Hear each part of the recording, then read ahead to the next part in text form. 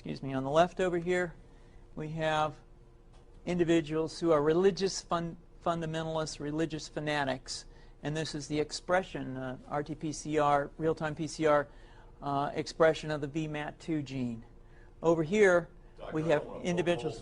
So let me complete. So over here, we have individuals who are not particularly fundamentalist, not particularly religious, and you can see there's a much reduced expression of this particular gene, the VMAT2 gene. Another evidence that supports our hypothesis for the development of this approach. What you see here is by spreading this virus, we're going to eliminate individuals from donning on a bomb vest and going into a market and blowing up the market. So our hypothesis is that these are fanatical people, that they have overexpression of the VMAT2 gene, and that by vaccinating them against this, we'll eliminate this behavior. So we have some very, very remarkable data in this next slide. Here we have two brain scans. These are fMRIs. These are two different individuals with different levels of expression of VMAT2. On top is an individual who's a religious fanatic, an individual, and we've repeated this numerous times, that has high levels of VMAT2. Now, this individual down here who had low levels of the VMAT2 gene, this individual would self-describe as not particularly religious.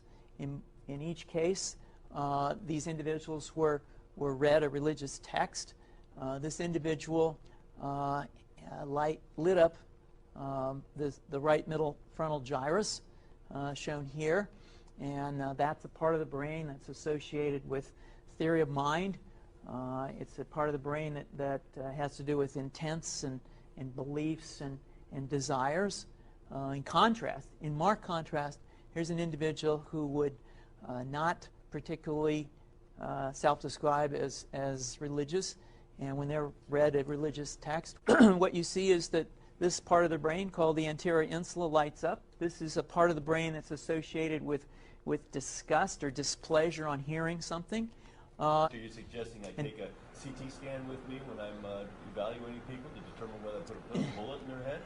So the data that I'm presenting here supports the concept that we're proposing, and I think that we would not propose to do CT scans or fMRIs on individuals out in the hinterlands of Afghanistan.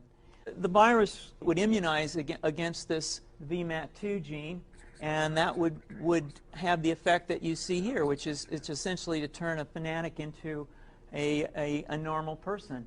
And we think that will have major effects in the Middle East. How would you suggest that this is going to be dispersed, the aerosol? Well, so the present plan and the tests that we've done so far have used respiratory viruses, such as flu or rhinoviruses.